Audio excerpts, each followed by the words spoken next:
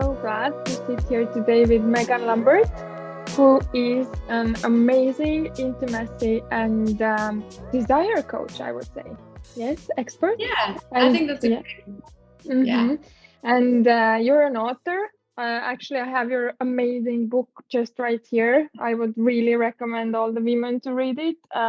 Eros, The Journey Home. But also men probably can read it, right? To learn more about what's going on with women. Oh, yeah. A lot to learn here.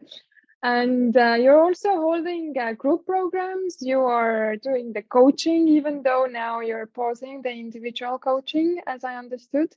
And you're holding retreats also for women and also for couples with your amazing husband.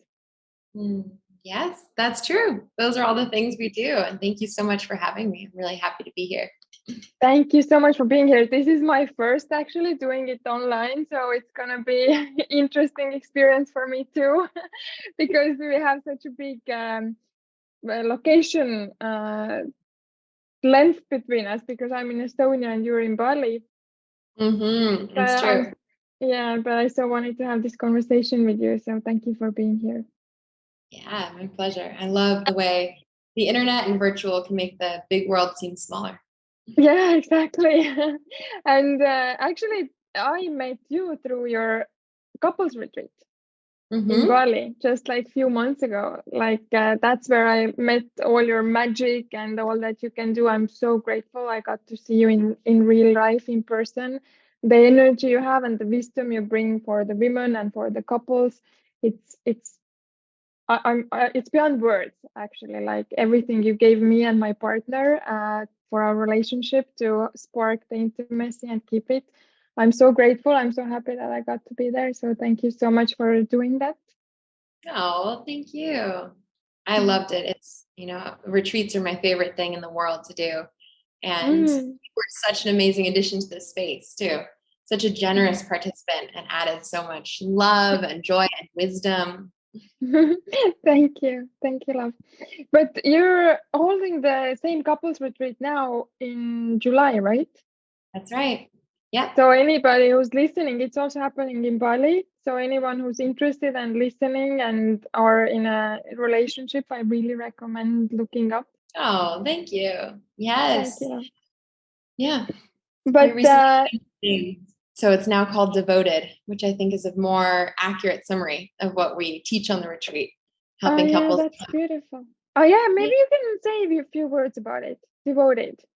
We changed the name Devoted because a lot of the couples that came left saying they felt more committed, more in love, and more devoted to each other. And I was like, that's such a beautiful phrase. And we teach about sex and intimacy and romance. And I think the result of feeling really connected on an emotional, physical, sexual, and social, spiritual level is the feeling of devotion. So that's the new name. I think it's so important because the message that you're giving is really like how to stay together and how to keep the spark alive, even if you're being together for a long time. Because nowadays we know that it's so easy to just break up, find a new partner, and this a lot what we're seeing. And I really appreciate this approach of really like being devoted to your partner and finding ways to find and keep the spark. Yeah, thank you. Well, it came from my own hunger, I'll say. I was like, I've always wanted a lifelong marriage, but I'm also a very passionate and fiery and lit up person. And I want my marriage to feel like that. I want the spark and the excitement and the honeymoon, but I also want to keep it for life. And so I remember starting this wondering, like, is it possible? Is that too much to ask for? And the more I do this work, the more I see it is possible, but it does require work and devotion and education and practice. So interesting. I so want to get back to it. I'm going to take like a mental note here. But today's topic is mostly going to be about the feminine, how to find your own feminine power. And also we discussed a little bit about how does it change when you become a mother. Yeah. But before we do that, can you please say a little bit about yourself. Like, how did you become, like, you've done so many great things in such a short life period. Like, how did you come to that? Like, what's your story? Thank you. Well, let's see. I think growing up, I was very ambitious. So, and in my family, I think what was really rewarded was going for a goal and achieving and being very intellectual. I was always, you're so smart, you're very intellectual. And so there was a lot around, that's what I got attention for. That's what was valued growing up. And so I was valedictorian and became a leadership consultant and all these things. And then at some point I thought, I have everything I wanted, but I don't feel very like juicy or alive or intimate. Like there's something missing here. Like I have all the accomplishments, but there's something missing. And so I started to learn a lot about intimacy and sexuality, and I got involved with a group called Orgasmic Meditation, and really learned about mindfulness and sexuality and how the two come together, especially around female sexuality and the feminine. And that completely, like 180, changed my worldview, where it was less about like, what should I be doing? What's the accomplishments? What's the achievements? And coming back to my body and my sense of what feels good to me. Where is my body taking me? What is my intuition telling me? What can I make space for my emotions, even when they're inconvenient? Can I listen to my sensuality on a deeper level? And this was pretty radical to me, because I would say now, looking back with the terms I have now, I was pretty in my masculine energy, like go, achieve, also, my intimate relationships with men were difficult. I kept finding men that I felt like I had to coach, save, caretake. And I just craved being met by like someone who's an equal, who would like sweep me off my feet and I could just like surrender and feel soft with, but it wasn't happening. And I didn't know why it wasn't happening. But it was because I was stuck in the like lead, accomplish, do, go. And my feminine side was atrophying, withering. I was not paying attention to it. So as I started to do this work on the feminine and cultivating my relationship with my pussy, my womb, my heart, my intuition, I started to feel more juicy and more alive and more trusting of the unknown. And in doing so, my relationships with men changed. I met my husband, and I could really surrender into the relationship while still holding the strength of the feminine. That's a delicate dance, I think. Yeah, and I am so devoted now to the feminine because it completely changed my life. Feeling that part of me, reclaiming that part of me, and then seeing how it rippled out into my relationships, my family, the way I mother. I really think it's the missing link in our world, is more connection with the feminine. The feminine inside of ourselves, man, woman, gender, non-binary, and the feminine in the world being nature, the earth, the cyclical nature. I see the strength in you. In a way, you described that you were very much in the masculine before. Do you see that you still have that part in you, or like what makes you, because I see you do a lot of things, like somehow you still accomplish a lot.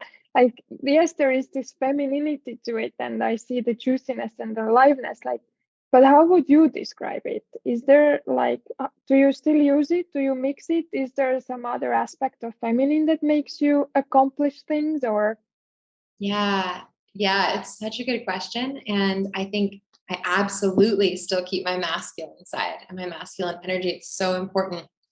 I think when I first learned about the feminine, I thought, okay, now I just need to soften and surrender and feel my feelings. And I have to like put away the driving, the strength, the achiever, the masculine side of me in order to be feminine. Now I know that's not at all true for me. For me, what's really true is like feeling connected enough to my feminine that she leads, but my masculine supports and holds.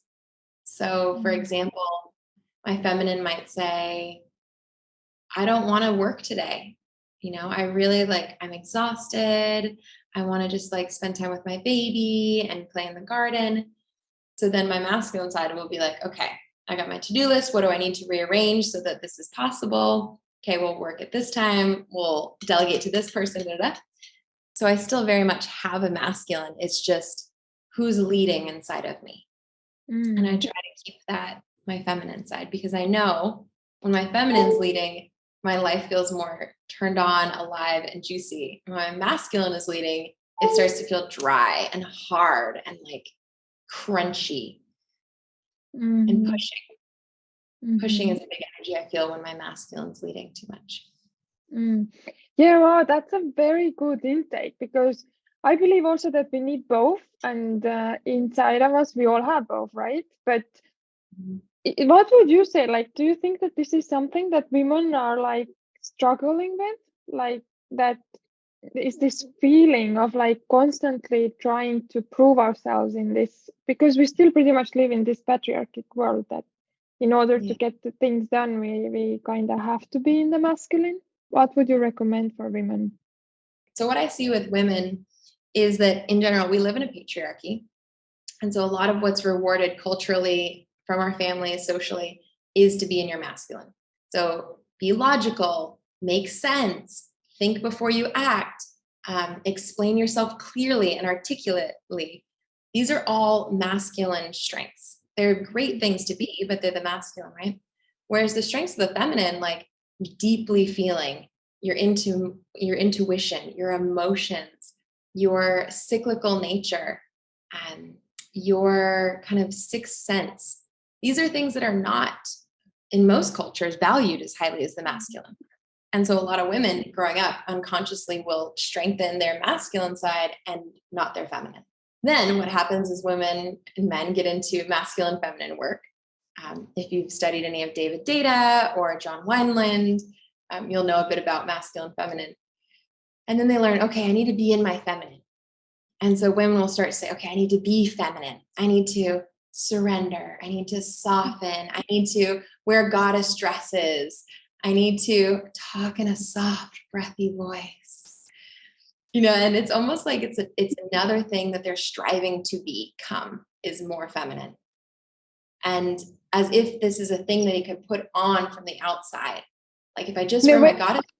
Yeah, go ahead. Yeah, in a way, it's also like still being driven by the masculine. It's like, I have to be this. It's like having another goal. Totally. Except the goal, I have to morph myself into being feminine. Yeah, it's the next goal to strive for, to push for.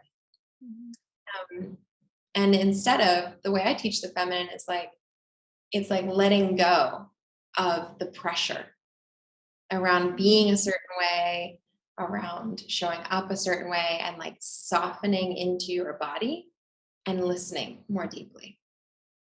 So whether that listening is sensual dancing, or if it's listening to your body when making work decisions, or listening to your emotions more deeply than you have, to me, that's coming back to your feminine.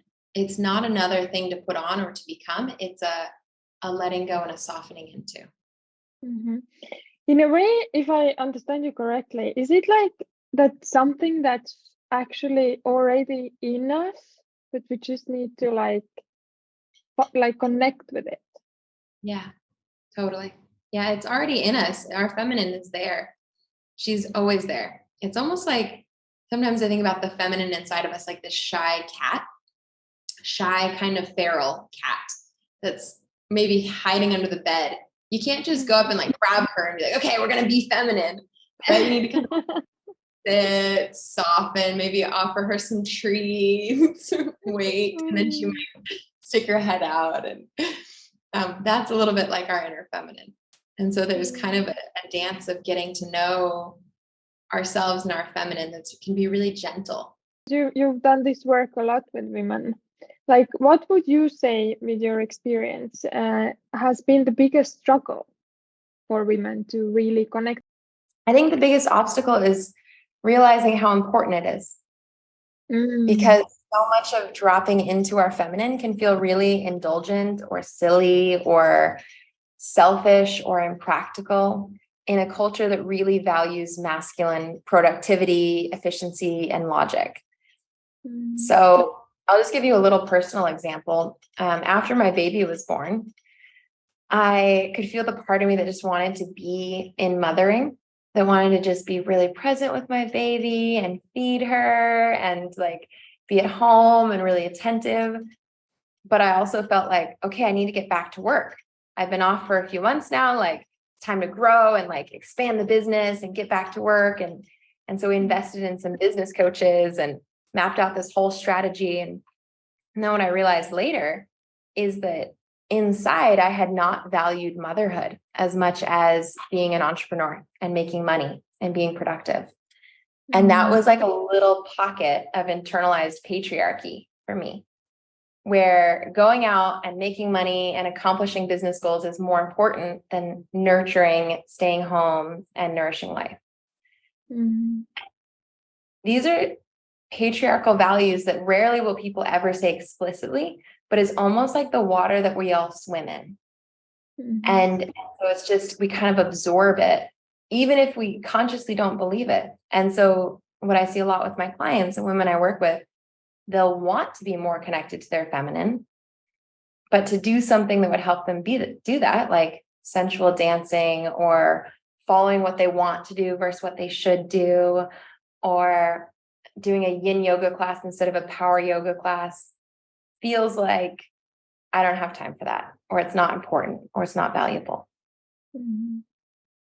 So yeah, I think this is so profound. Actually, it's in a way it's so simple, right? It's like your answer to my question is like women don't know the importance of it. It seems so simple, but yet we don't think about it. And I think a lot of women also, we get used to it. We don't even know that the other way is possible. Somehow we feel that something is not quite right, something doesn't feel okay, but we don't even know what it is, or we don't know how to ask for something else. Yeah, because it's like your point, it's the water we swim in. You know, as fish, we swim in the male-dominated water. And so to imagine a life that is led by the feminine is revolutionary. It's rebellious, and there's not very many examples of it. Of what does it actually look like if I let my feminine lead, and how to do that in a powerful way. It's rare, and a lot of women don't have anyone to look to for how they would do that. Mm-hmm, mm-hmm. And then the all the stories come in, like, but if I don't do what, because I know when I started doing it, and when I was even taking a 1 day off, I was already like sitting home feeling guilty. I was already like, oh my God, I should do something. Like, I can so relate to your story. I'm not a mother yet, but like, even for me, like just taking days off and like really relaxing, or like 2 days, I would definitely feel guilty.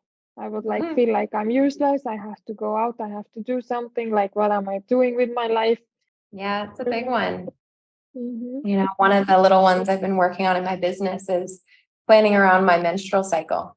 And so really taking time off when I'm on my moon, when I'm bleeding, and just not doing work and giving my body, because hormonally, and that's my time to rest, to reflect, to be in my own energy. They would say, the Native Americans, I have a mentor who's from Native American tribe. She said the women used to lay, when they were bleeding, lay in a circle with their heads together and dream for the tribe. And the tribe would get intuitive guidance about where to go next based on what the women who are bleeding were dreaming.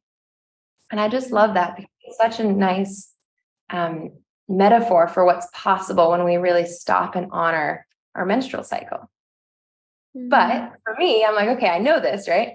But I'm still like, oh no, but I could still do some work on those days, or I could still sneak a call in, or I don't really need to take a full 5 days off, maybe just a day or two. And so it's interesting to see how even inside of myself, the tendency to dismiss my feminine or to not place her as important exists. What would you say to a woman? Because if we're like looking realistically, there's still a lot of women who have to go to work, who do the typical kind of work from 9 to 5, and they don't have the flexible work schedule, or they can't like just take 5 days off when they want to. What would you recommend for them? A few things is one, it's even more than what you're doing, it's the energy you're bringing. So in ovulation phase, you naturally have all this external, social, high vibe, outgoing energy. When you're menstruating on your moon, there is more of an inward feeling. And so for women who can't take time off, can you still honor that inward feeling even while you're around people? So this might look like, being quieter at a party or going to work, but like letting yourself move more slowly through your tasks, or going to work, but packing a really nourishing, cozy lunch for yourself and taking some time to like have your lunch in the park. And so there's a lot of ways to honor the energy shift that your body is in, even if you can't take time off work. There's other things you can do too, just to celebrate yourself. Like I like to wear red lingerie or red lipstick when I'm on my moon, and no one else has to know why I'm doing that. It's just like for me to acknowledge that like this is a special, sexy, beautiful moment of my month. Yeah, that's super important. I think thank you for sharing those tips. And it's like I think a lot of women, what I've heard in my own coaching is like they have this obstacle they create in their life. They're like, yeah, but I'm not there yet. I can't, like, I still have to go to work. I'm still controlled by the society, by the structure, and I have to do all those things. But yet you can still honor your moon phase, the cycle where you're in. You still have all the time after work where you can like go inwards and really connect with yourself, even if you have to be in the masculine like a lot of times. Yeah, totally. There's a million things you can do. And I think even more than the action is the quiet listening to your body of like, what is my body needing now? Am I needing to eat something? Am I needing to drink more water? Can I put my feet up? And that's a way to honor yourself no matter where you are on your face. So what would you say if there's like one sentence, like what is the feminine? Ooh. How would you describe it?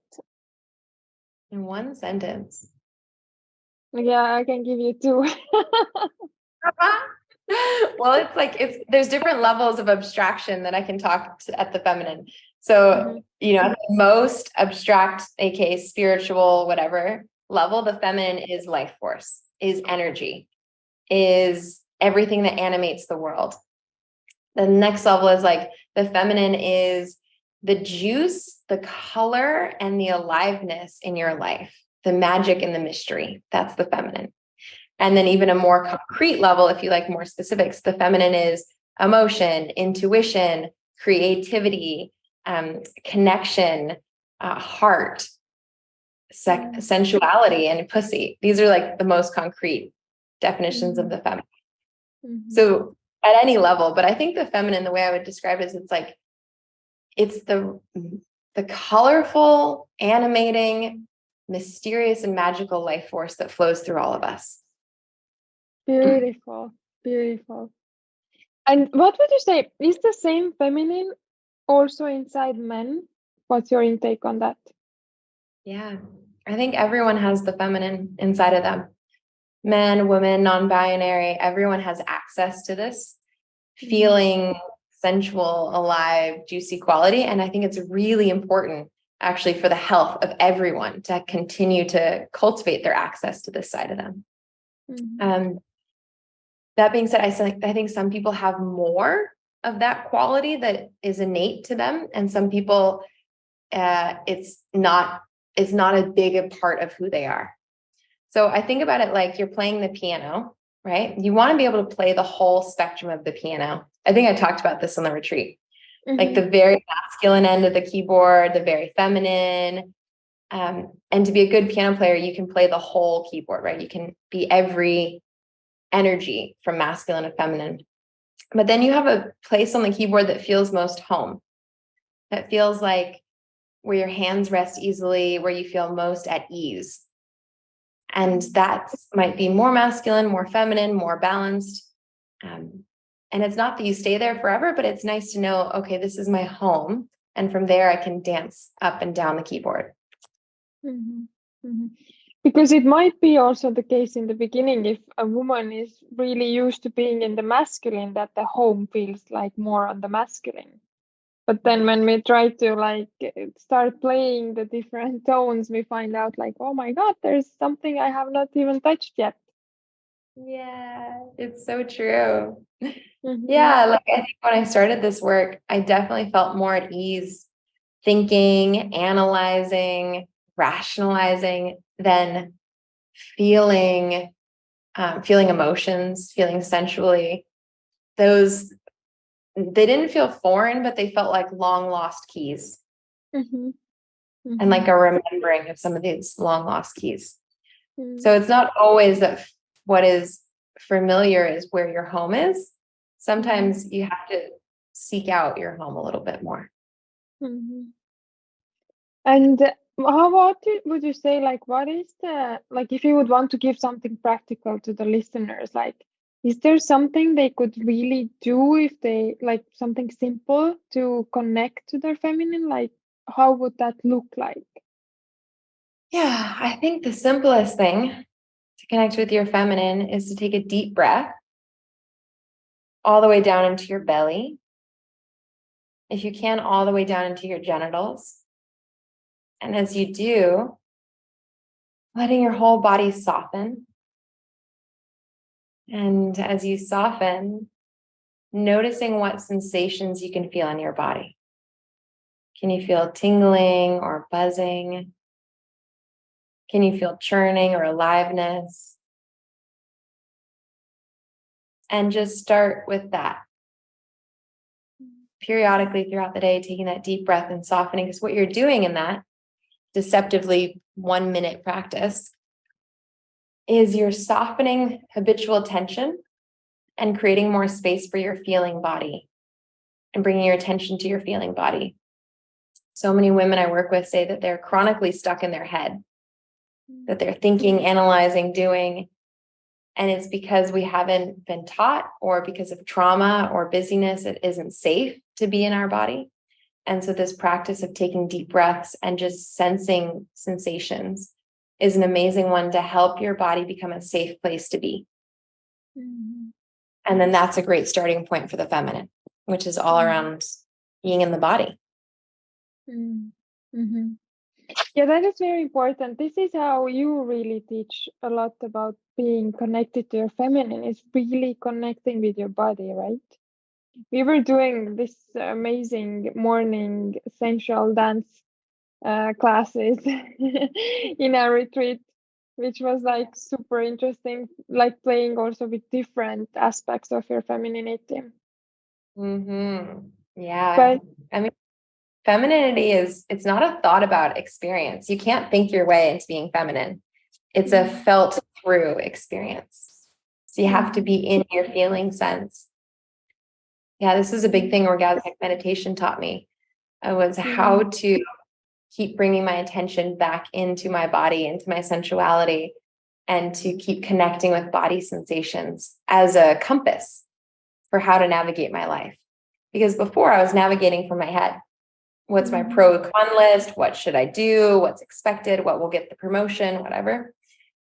Through orgasmic meditation and some of these other practices, it was really coming back to my body and like, what makes my body feel relaxed and alive? First, what makes my body feel tight and tense and shut down? mm-hmm. And knowing I can trust the things that have my body feel relaxed and alive. Mm-hmm. But what would you say, like, what changed when you made the shift of you were describing before? What has changed in your life since that? Everything. Yeah. I think the biggest thing is I'm not who I thought I would be. You know, when I started my journey, I was like, okay, I'm going to be a leadership consultant. Maybe I'll be partner. Maybe I'll be, as a little kid, I was like, I'll be president of the United States. And there was a particular direction I thought my life would go. I thought I'd live in the US and, you know, marry my husband there. But when I listen to my body, there's so much more magic and mystery and unknown. And my body was the one that said, quit your consulting job, start your own business. it was my body that told me to move to Bali. And that's when I met my husband. It was my body that chose my husband. We joke, I don't think our minds would have chosen each other necessarily, but like our souls, our bodies chose each other. It was my body that told me it was time to have a baby. I got tears and shivers, and I just knew through the sensations in my body. And it was my body that told me it was time to stop online coaching. And so in each of these moments, my mind has had a very different opinion of what I should be doing. It's like my mind saying, no, like you're a good coach. You should keep doing this path. You've already invested so much, you should keep going. And then my body says, no, it's time to stop. And so in those moments, it's like I'm surrendering over and over again to who my feminine is asking me to be. I think it's so important. Like I wanna like congratulate you so much on what you're doing and how you're leading the way and showing the way. And I think here was also a very important message in a way that even if you have chosen this path already years ago, it doesn't mean that the masculine or the brain or the logic is like not there anymore. Like you kind of in a way have to constantly still choose to listen to your intuitive, to the inner being, to your body, to the feminine, instead of letting your logic to lead. Yeah, it's an ongoing choice. Right. And I love the way you put that. It's like, it's not like the masculine or the logical side goes away, because it definitely doesn't. And the logical side of me has opinions about every decision I make. But it's an inner discipline to keep going towards what my body is saying, even when it doesn't make sense. Even when my logical mind can't yet see how that would work out. So in a way, if I understand correctly, it's like by doing it more and more, you kind of get more trusting towards listening to your body. Totally. Yes. Yeah. Because in a way, it can be very scary because we want to control things. It's so much more safer to like decide logically. Yeah. Like leading from your feminine, there's so much more unknown and like kind of this like mystery, like what's gonna happen. Totally. Yeah, that's exactly the word I think of, is like one of the feminine in her fullest expression is trust, trust and surrender. And that's not just trust and surrender to a partner. It's trust and surrender to your own knowing and, or to God, the universe, however you like to think about it. It helps me to have some faith as I'm making these feminine led decisions.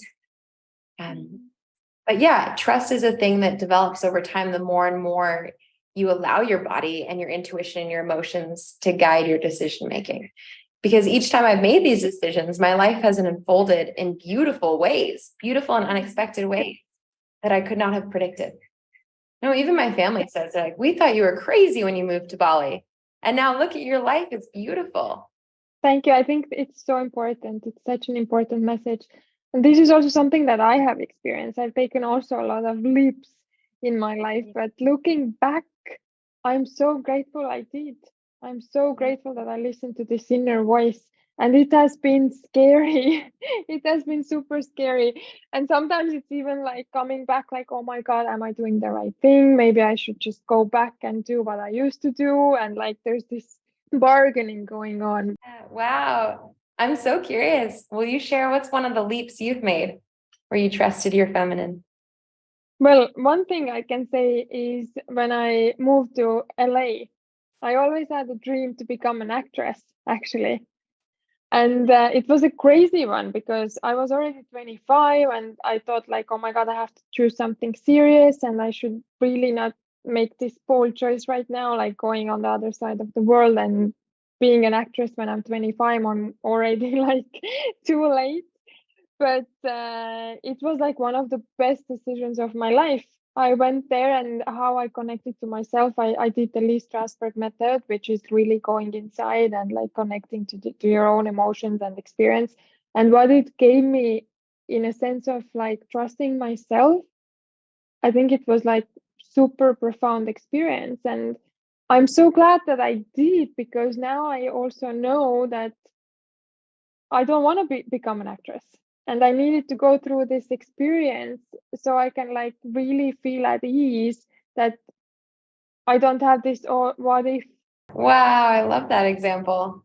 That's so Yeah. cool. I love that you were just like, yeah, I'm going to follow this dream, even if it doesn't seem wise or practical or whatever, and Yeah. how much you learned about yourself through it.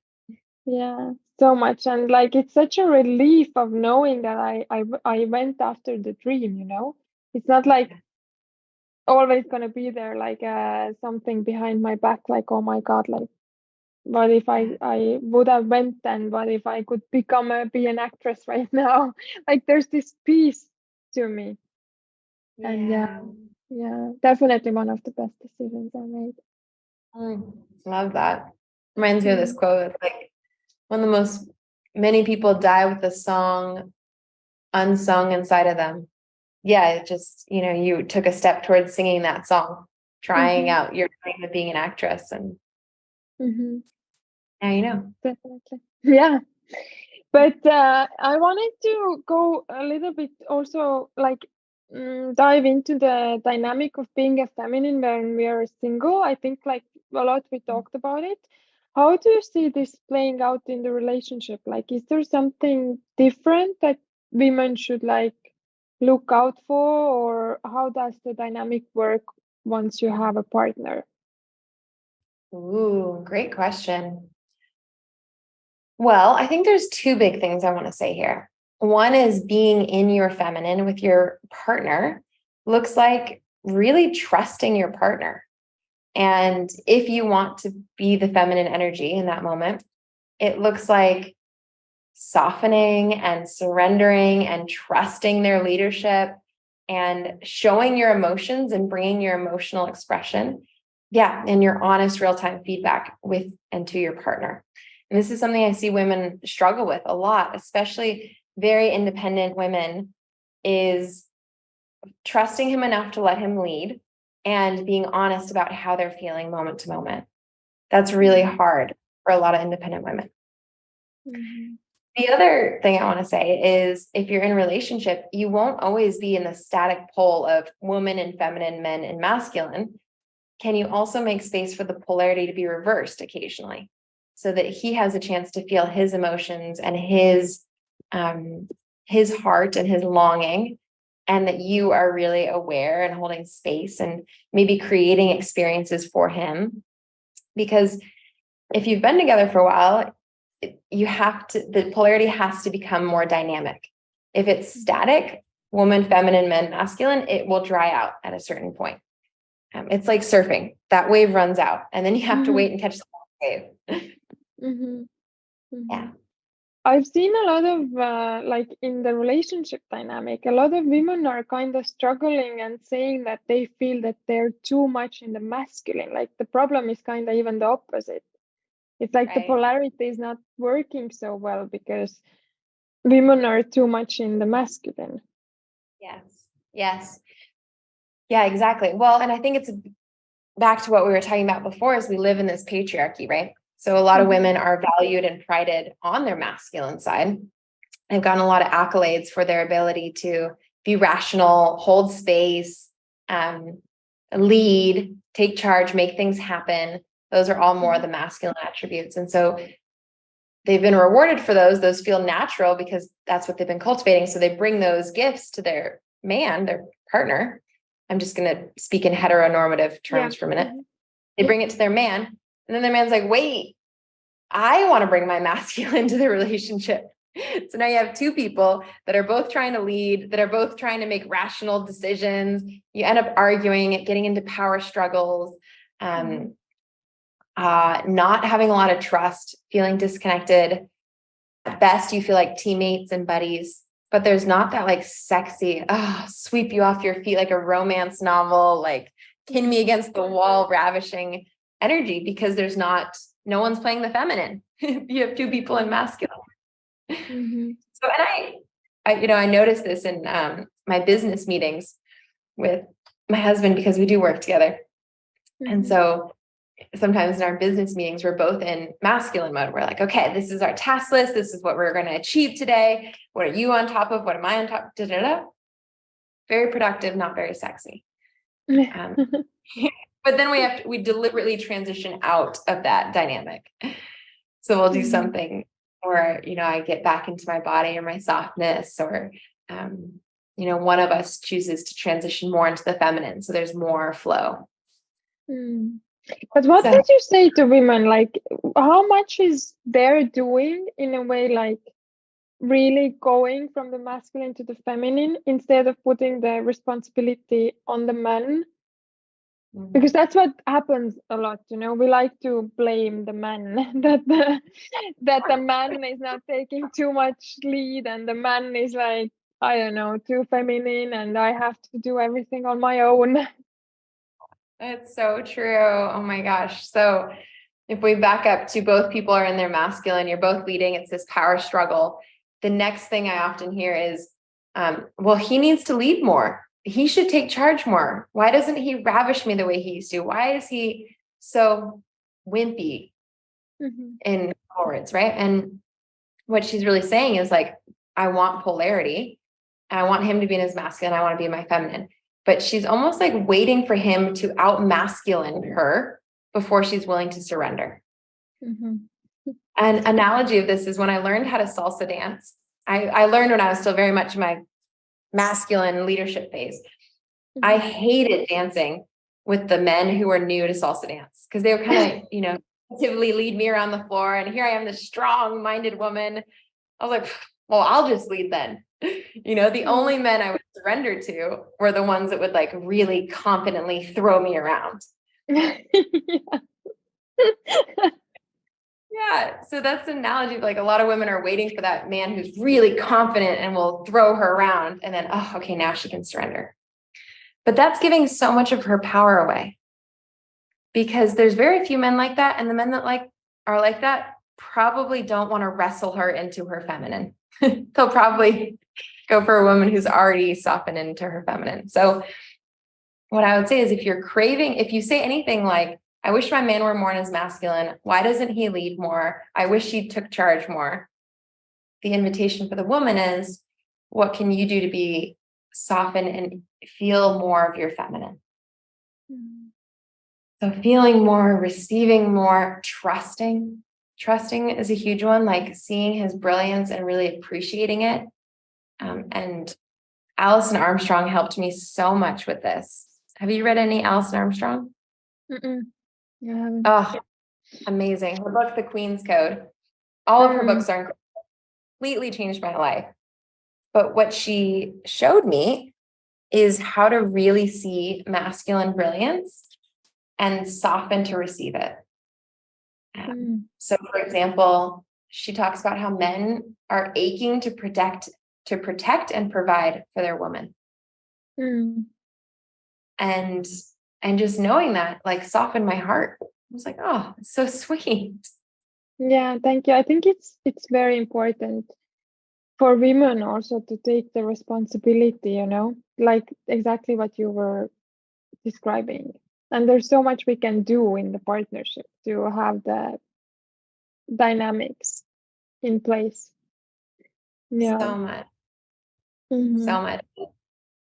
So much that doesn't come waiting for him to change. Yeah, exactly. And the concept you brought out, like us as women not giving away the power. It's like in a way always like putting it on a man. It's like we're actually giving away the power to someone else. It's like our happiness or our flow or femininity depends on his behavior. Right. And what a powerless stance that is. So of course you're going to end up with a lot of women who are angry and resentful because they're not getting what they want, and they think it needs to come from him and he's not changing. And that's a really frustrating spot to be in. Yeah. Even though I think we can't take it like so black and white. In a way, we have to see, even if the women go into their feminine, sometimes the masculine is not like making the changes, and we have to be realistic about that too. So it's not always that if a woman surrenders to the feminine, that the relationship is always gonna work. But yeah. Yeah, it's such a good point. And I think when she surrenders and softens and feels more in her feminine, he may or may not step up in the ways that she's hoping for. Right. And that's really good information. He may not have the desire or the capacity to lead her in the way that she wants to be led, or to express masculine in the way that she wants to receive it. But she won't know unless she creates the opportunity. Exactly. Yes. Thank you. Oh my God, you articulate everything so perfectly. So beautiful. And I know that you're such a big advocate on listening to your desires as a woman. Like, can you speak a little bit about that? Yeah. I have an almost spiritual relationship with desire. I think that the things you want are there for a reason, and that they are the blueprint of your soul. And I don't mean like, oh, I want a vanilla frappuccino. That's the blueprint of my soul. Although, it might be. Yeah. Who knows? Why not? Yeah. But some of the bigger things, like the aches, the desires that make you teary-eyed, or that give you goosebumps, or that give you shivers, like that, I believe, is your soul, God, the universe speaking through you. So, for example, I was at a mother's circle over the weekend, and one woman spoke about, she just broke up with her boyfriend because she really wanted a baby and he didn't want one. And as she spoke, like tears were pouring down her face. And I was like, that woman is meant to be a mother. Like that's a real desire. We can feel it. She can feel it. And that's important. That is something not to ignore. Other women, it might be like she really wants to start her own business, or she wants to move, or she wants to learn how to cook. Whatever it is, it's like, those are really, they're the whispers of your soul. And do you have some recommendations, like how to connect to your desires? Yeah, absolutely. Couple of things. One is, I would say, to start by softening and stillness. So the belly breath that I recommended earlier, and softening your body, because desire speaks through body sensations. And if you're not connected with your body, it's hard to hear it. If you're in your mind, it's like someone's trying to whisper in your ear, but you're in a nightclub. There's a lot of music, you can't hear whispers. So you have to get somewhere quiet so you can hear the whispers. That's the first thing I would say, to soften and get still. And then the second thing would be to start with small desires and trusting yourself on the little desires. So if you're at a restaurant and you look at a menu, what's the first thing that you're like, ooh, that sounds yummy? And trust that, versus second guessing and be like, oh, is that healthy? Should I eat this? Should I, just trust your first desire. Or if someone invites you to a party and you get this, ooh, I want to go, or ooh, no, I don't want to go, trust that. And so it's like your self-trust, or your trust of your desire, is built in these tiny moments. So then when the big moments come, to quit your job, to say yes to getting married, any of those, you know what you want. I love this concept that like you also kind of made it like very obvious to me. And I think it's in a way speaking about the same thing, the feminine, but in a more, I don't know, tangible way, I would say. Like really knowing, like, because I believe that this desire is something that we all can feel, but it's like sometimes we do ignore, or I don't know, we feel we're not supposed to have it, or I don't know, maybe it's just a tantrum that I'm playing, like maybe I shouldn't be so needy. So it's a beautiful way of connecting to your feminine, actually, like really staying true and following your desires, or accepting and acknowledging the desires. It's a really tangible roadmap, I think, towards your feminine. Simple but not easy, because of course the things you want will often feel silly, indulgent, not important. Yeah, a waste of time. But they're not. If you can just remember, okay, oh, that's my patriarchal conditioning. That's my social undervaluing of the feminine. Then you can keep coming back to like, what am I asking for? I have this little meme that says, I'm not needy, I'm wanty. There's a big... Yeah. So cute. I have to steal that one. I'm not needy, I am wanty. Yeah. Oh, but there was another concept that I took from your book, actually. I really much enjoyed the way you're talking about the turn on. Yeah. Like, can you a little bit like say what does it mean for a woman to be turned on? To be turned on. Yeah, absolutely. Well, I'll start with turn on is not necessarily arousal. It doesn't mean you're horny, but it does mean that there's like a lit from within effervescence, rightness with yourself and with the world. Turn on feels like everything is possible. And it happens when you're in approval of everything that's happening. So that's at the most deepest sense. And on a surface sense, turn on happens when you're following your desires, when you're feeling passionate about what you're doing, when you're connected to yourself and connected to life and the moment. And it's amazing. I think what we're all craving is that feeling of being turned on. Turned off is that feeling of like nothing is quite right. Like, ugh, it's too hot here. Oh, it's cold here. Oh, what if we get sick? Oh, I don't like the way you're touching me. Right? It's that closed off kind of cranky, irritable attitude towards life. I see you nodding, right? You know this feeling in your body. Yeah. Right? Definitely there. Yeah. Yeah, me too. Me too. And so I think having words for this is really helpful because just being able to say, oh, I'm in a turned off state right now is nice to know. And then from there, you can wonder, like, how would I come back to turn on? What would I need to turn myself in this moment back on?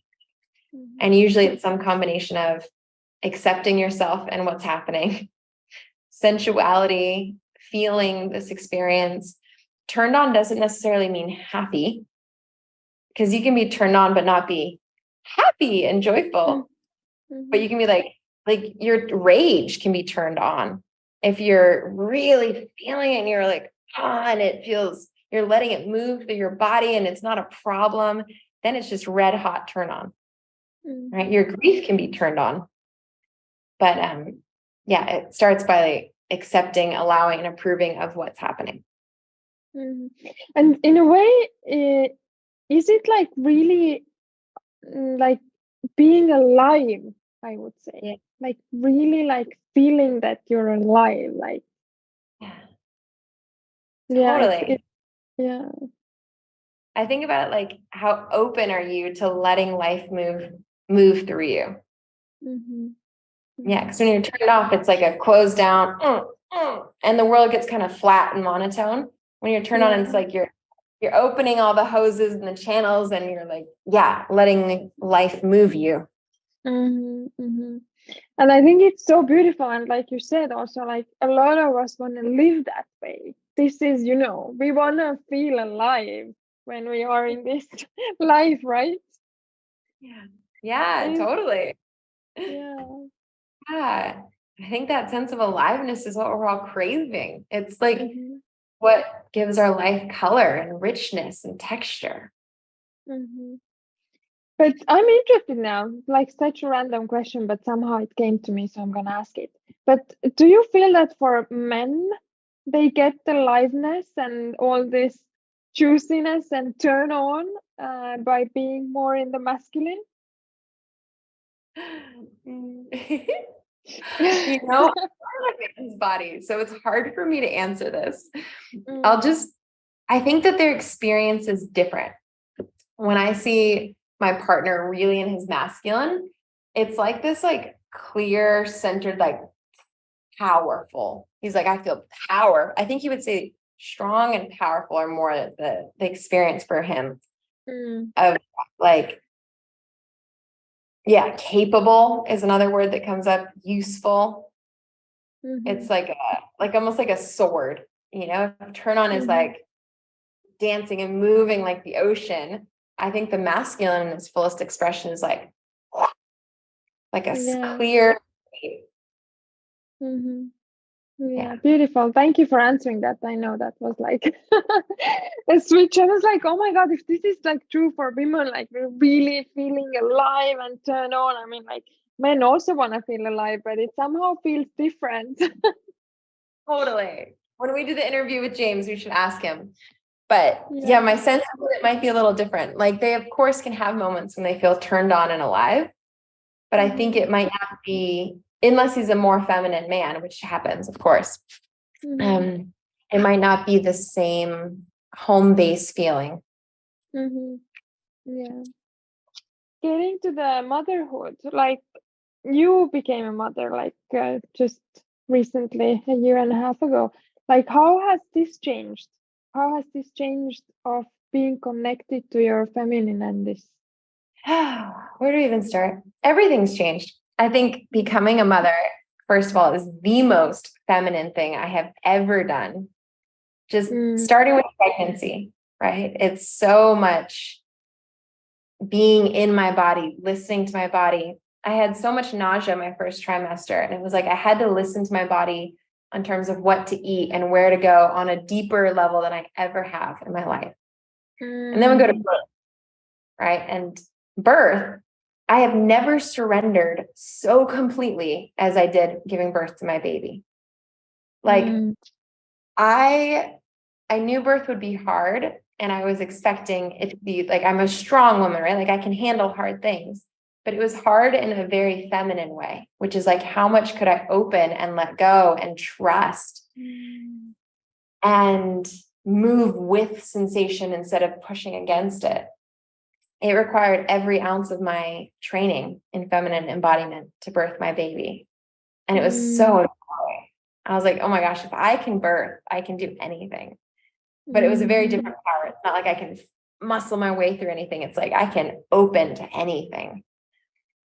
Wow, that's so beautiful. I never thought of it that this way. I got like chills all over when you were speaking about it. It's so true. Like I can so see it. Yeah. And in a way, like how you're connecting to your body when you're going through pregnancy and birth giving. Like it seems a whole another level of connecting to your body. I think it, for me, is the biggest feminine initiation I've ever done. It taught me more about the feminine than all of my training combined. Being pregnant and giving birth. Yeah. And then when my baby was born, it was so much feminine, and like, she can't tell me what she needs, right? In every moment, I'm watching her and listening and sensing and trying to use intuition. I'm trying to figure out, okay, what does this baby need? Trying different things. This is all feminine skills, intuition and connecting to her emotions. And and she's changing constantly every day, which is a hallmark of the feminine. And so mothering her has required me to be adaptable and tapped into my intuition and empathetic and compassionate in ways I've never had to be before. So and at the same time, motherhood is also challenging to be in my feminine because it's constant. It's a constant demand. I have to kind of step up and hold her. She's like the little feminine being, and so it requires my alpha in some ways. And so the softness and the hours of practice I used to do and the just focusing on my desires, I don't have that experience now as a mother. My time for myself is much more limited. My desires take a backseat to her needs.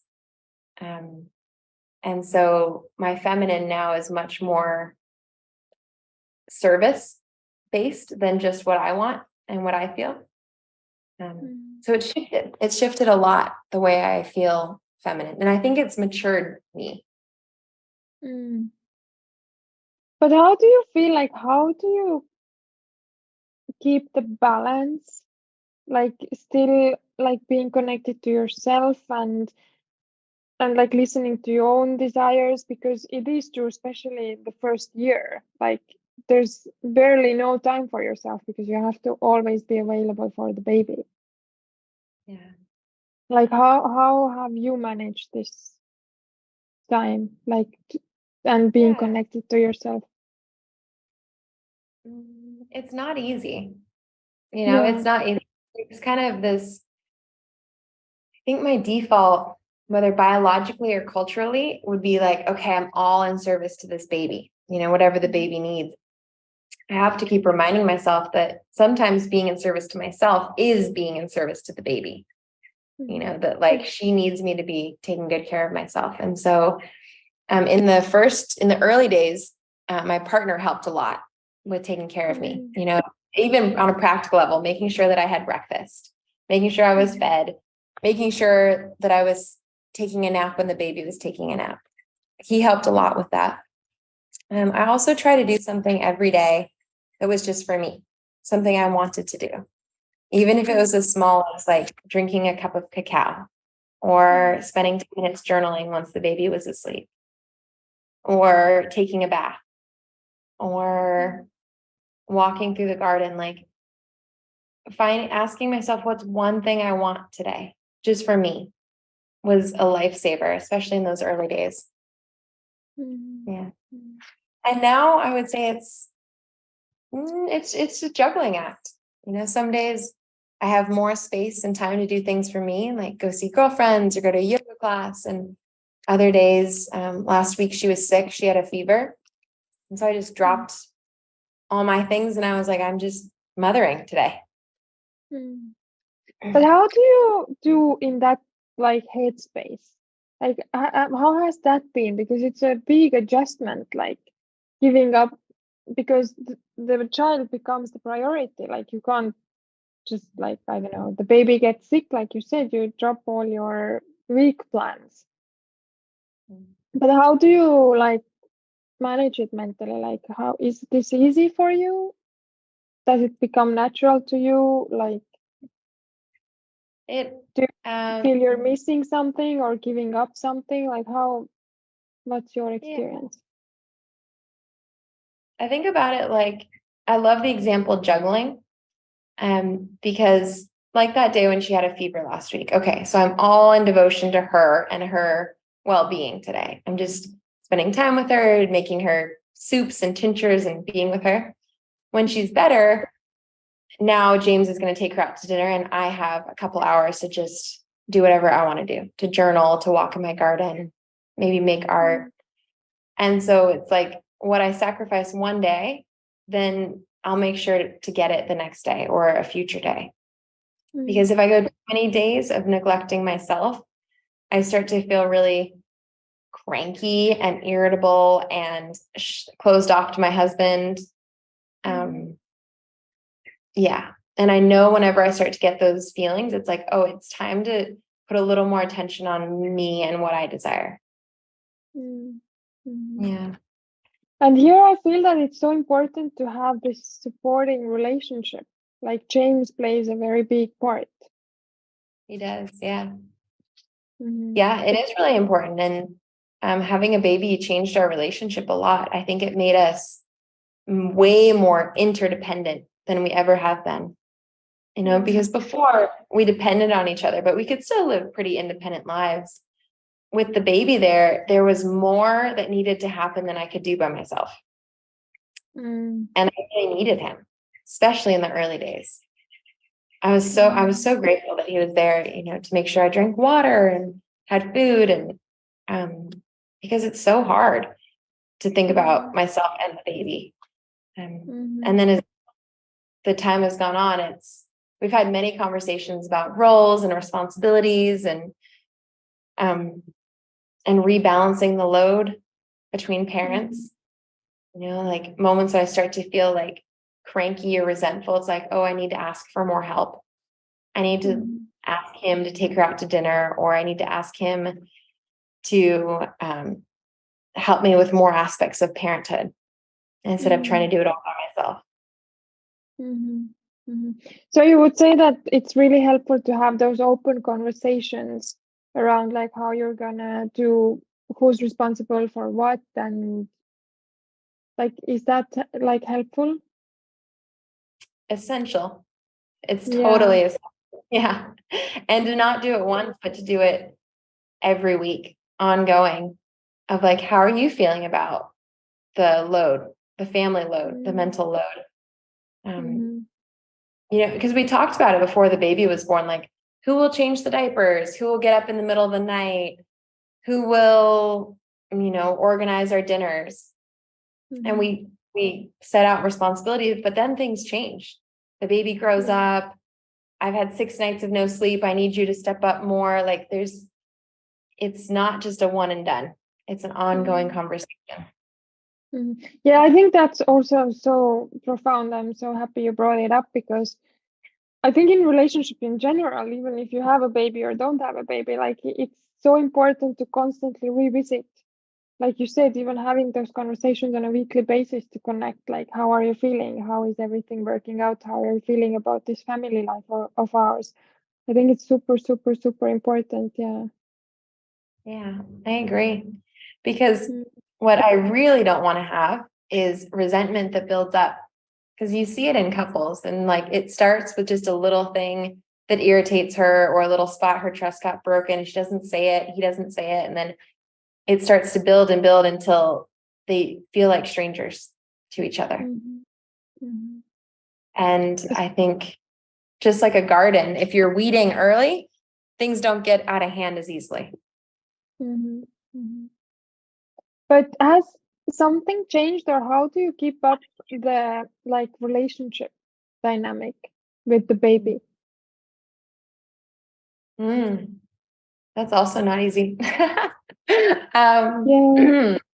We have, I think structure has been really helpful for us, because, and we didn't do this in the early days, like the first couple months, but after the first couple months, it was helpful to have structure. So we have a love date 4 times a week. So 4 times a week, we sit down, someone else watches the baby, or the baby's napping, and we just eye gaze, breathe together, do something that connects us.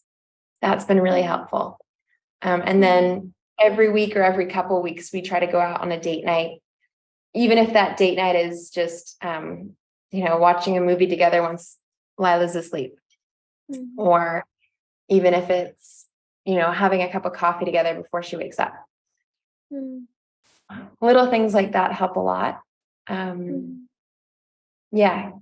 Intimacy and communication, I think, are the 2 biggest things kept attention on since the baby.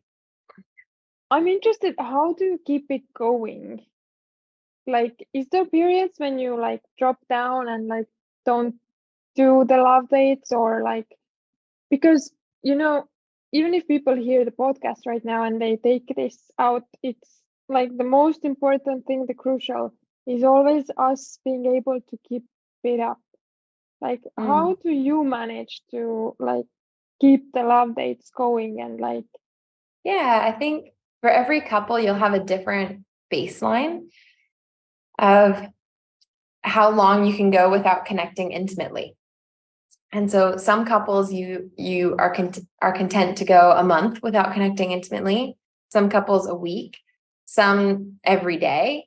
And I think it's really helpful to talk to your partner and to know for yourself, like, what's your minimum of how often you need to connect. So I know for myself, if James and I haven't really connected, and I don't necessarily mean having sex, but if we haven't like dropped in and really felt each other in around 3 days, I start to feel agitated, like anxious and kind of cranky, and like I don't really want to connect, and a little more closed off and a little more nitpicky. And those are all my ways of saying, like, we haven't connected enough lately. I miss you. But it comes out as like, you didn't take out the trash, you know? yeah. But I know it means I miss you. We haven't connected. So around 3 days is like as long as I would like us to go without being intimate. And we know that, we talk about that. Other people, that window might be shorter or longer. Yeah, but it's just helpful to know, because then you can also see, like, if we're not regularly connected, there's trickle impacts. So we fight more, the communication's harder, we're more irritated, we have to, we feel less on the same page. Yeah. So seeing the impact, the trickle impacts gives me the motivation to keep it a priority and to keep it important. So would you say that this is something really that you and James have like agreed upon, that you both take it as a priority? I would say yes. I think his window is longer than mine. So he could probably go 4 or 5 days and be like, fine. Whereas I start to get like kind of cranky after 3 and I'm like, where are you? Yeah. But I think it's so nice that you brought it out, because I think it is very individual. I think it's like someone, and like it's a very nice thing to know about yourself, like when you become this little irritated easily and like, you know, not so nice of a partner anymore, that maybe you just need a little bit more intimate time. Yeah. And to know for yourself, what is your window? And then to talk about it, because then you know what's happening. When all of a sudden your partner is so irritating and nothing really has changed, but their breathing and their eating is annoying, you're like, oh, it's because we haven't connected in a while. Yeah, amazing. Well, and is there something else you would like to add here about motherhood? Because I know that it's a difficult place to be for a woman, actually, like to juggle the new role as a mother and as a partner, and to connect to your own femininity. Like, is there something you would like to say for women who are going through this? I think the biggest thing is to have compassion for ourselves and community for each other. Is like, it's such a big transition. I think it's probably the biggest transition a woman can make in her life. It was for me. And so all kinds of sides of you might come out that you weren't expecting, both for positive, like strength you didn't know you had, but also, resentment or anger or fears or things you didn't know were in there. And so gentleness and compassion for yourself through this, and community. I really don't think we're meant to do this by ourselves. And so it's been so helpful for me to have friends that are moms, to have people I talk to about motherhood. I just went to a motherhood blessing over the weekend for a woman who created a ritual to celebrate her 1 year of being a mom. And we all gave her reflections on what we've seen in her. And it's so powerful, because we don't have, for most cultures, ritual celebrating this transition into motherhood. But we need it. So community and compassion are the 2 things I'd say. Yeah, thank you. That is, very important, because I think, a lot of moms, they become so individual and they just stay at home, and now they're isolated from a lot of life happening and friends like outside. So it would be very helpful, I think, to keep in mind and like really stay connected to other women who are going through the same thing. Yeah, essential. Yeah. Well, thank you so much, love. Thank you for having me. This is great. Yes, thank you. I really hope I got to come to your women's retreat, but one day. Unfortunately, I can't make it this year, but hopefully one day. And if anything touched you in this episode, send me a note on Instagram. I love hearing from people about what's touched them, what they got from these episodes. Yes, definitely. And we're gonna add all your information like down, so you can find everything under this podcast, all the information to find Megan. And read about the retreats. Oh, one last question. As the podcast is called No Limits, what does life with no limits mean to you? Ooh, life with no limits. Oh, what does it mean to me? Yeah. I think it means that turned on feeling of possibility when all of your desires seem possible, and that you have the trust to move towards them and to take steps towards them. that's the life with no limits. Beautiful. Yeah. Thank you, love. Thank you so much for being with us. Thank you. Thanks for having me.